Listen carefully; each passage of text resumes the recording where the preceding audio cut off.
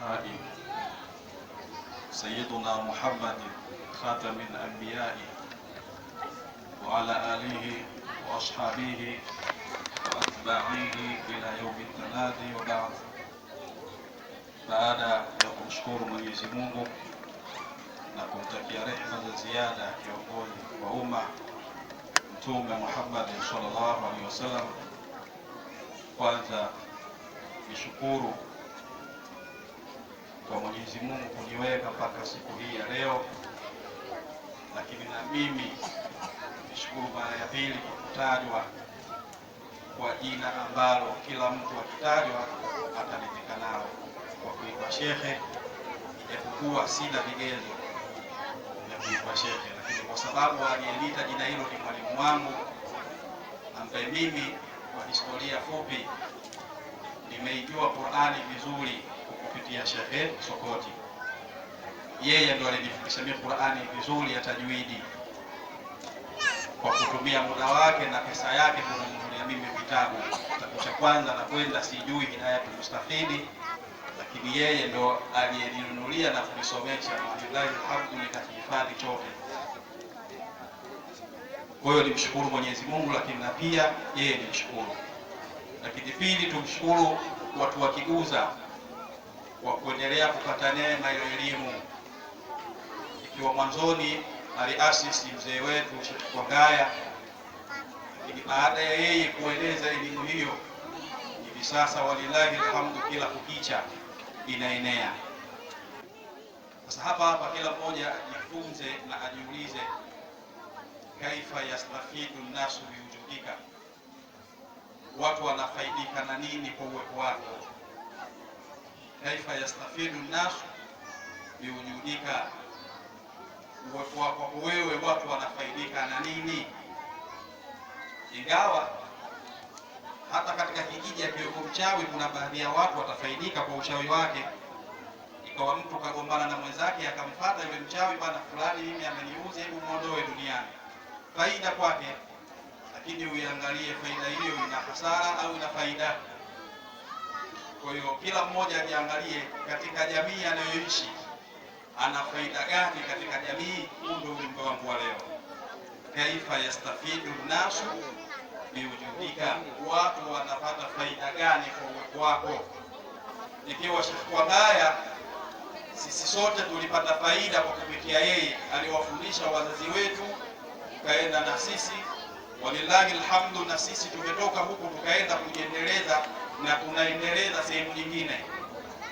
Kwa kule kuasisi kwake Sheikh Kwangaya, yeye kwanza kule anapata kwa mujibu wa Mwenyezi Mungu Subhanahu wa Ta'ala, alimat nafsu ma qaddamat wa akharat, kila nafsi inatambua kile ilichokitanguliza na ilichokichelewesha.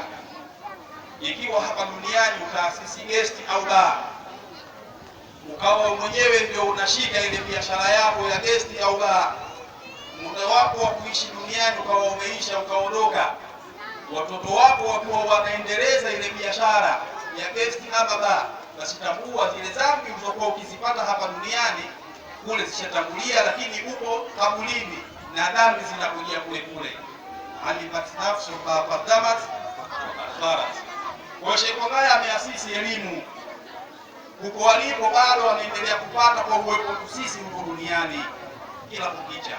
Hizi hadithi walizosoma watoto hapa, sisi tukawa tunazisikiliza, tunapata faida na thawabu, na yeye Sheikh Kwangaya zinamuendea kwa sababu yeye ndio alimfundisha Sheikh Kanga. Kaifa yastafidu nasu biwujudika, mimi na wewe sasa watu wanapata faida gani kwanza hivi sasa kwa watu wako?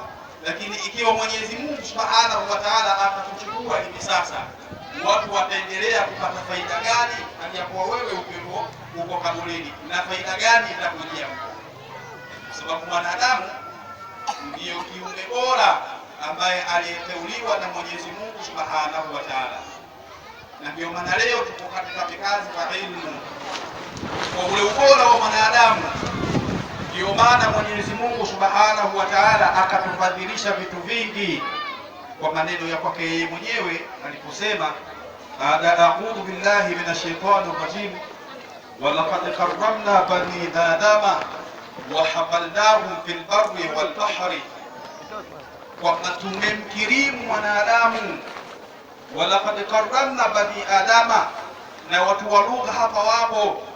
Tamko lenyewe lilikuwa linaanza na kiapo, ilikuwa wallahi laqad karramna bani adama, hakika namuapia Mwenyezi Mungu, najiapia kwamba tumemkirimu mwanadamu. Lakini likatolewa neno wallahi, ikaja kuanza na laqad karramna. Tuachane na wao, tuanze na hii lam la waqi'atu fil jawabi alqasami. Watu wa lugha hapa wapo wanajua hivyo. Wallahi laqad karramna bani adam, kwa hiyo hakika tumemkirimu mwanadamu. Wa hamalnahum fil barri wal bahri, hapa pia watu wa lugha wanatwambia imekuja bayanu tamthil, kwa kubainisha. Leo hii huwezi ukamkuta ngedere yupo stendi eti anasubiri usafiri. Mungu akasema wa hamalnahum fil barri wal bahri. Huwezi ukamkuta ngedere yupo stendi anasubiri usafiri. Huwezi ukamkuta kima yupo stendi anasubiri usafiri. Usafiri kawaida umeletwa kwa ajili yetu sisi wanadamu, ni karama kutoka kwa Mwenyezi Mungu Subhanahu wa Ta'ala. Walaqad karramna bani adama wa hamalnahum fil barri wal bahri. Hakadha, uwezi ukaenda bandarini, unataka kwenda Zanzibar, eti ukawakuta pale kuna tumbili wamekaa wanasubiri boti. Haiwezekani. Utawakuta binadamu ndio wamesimama pale wanasubiri boti waende Unguja.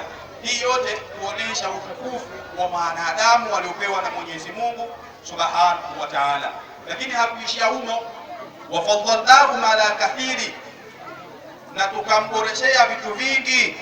Kwanza akasema warazaqnahum min at-tayyibati, na tukamruzuku kutokana na vitu vizuri vizuri. Min at-tayyibati, sio vyote, miongoni mwa vitu vizuri vizuri. Ndio maana Mwenyezi Mungu Subhanahu wa Ta'ala akaja kututumia min at-tayyibati. Yawezekana ikawa nguruwe ni mzuri, lakini hujaambiwa ule nguruwe kwa sababu si kitu kizuri. Warazaqnahum min at-tayyibati, kwa sababu mwanadamu sisi tumeumbiwa vitu vizuri vizuri kwa mujibu wa kwake mwenyewe. Halala tayyiba, kwanza vitu vya halali, pili vitu vizuri vizuri. Warazaqnahum min at-tayyibati. Kwa hiyo ukiangalia ubora wa mwanadamu umetokana kwa Mwenyezi Mungu Subhanahu wa Ta'ala, yeye mwenyewe kutujalia sisi. Kwa hiyo kikubwa kuwaombea hawa vijana waweze kupata elimu, lakini yenye manufaa ambayo itakayokuja na wao kuiendeleza, kwa sababu hivi sasa kuna elimu zenye manufaa, halafu kuna elimu zingine si za manufaa. Inawezekana mtu akasoma katika hawa akaja kuwa mpingaji mkubwa wa shehe wake, eti kwa sababu anaweka mahafali. Aliyakuwa Mtume sallallahu alaihi wasallam hakuwahi kuweka mashindano kwa maswahaba zake kuwaangalia, kuwapima nani kahifadhi hadithi nyingi, nani hajahifadhi hadithi nyingi. Unaambiwa bidhaa hivi kwamba Mtume hakuvifanya. Kwa hiyo tuwaombelua hawa kwanza wapata elimu, lakini elimu yenye manufaa. Kwa hiyo kila mmoja ajiangalie katika jamii anayoishi ana faida gani katika jamii. Huu ndio ujumbe wangu wa leo. Kaifa yastafidu nasu biwujudika, watu wanapata faida gani kwa uwepo wako?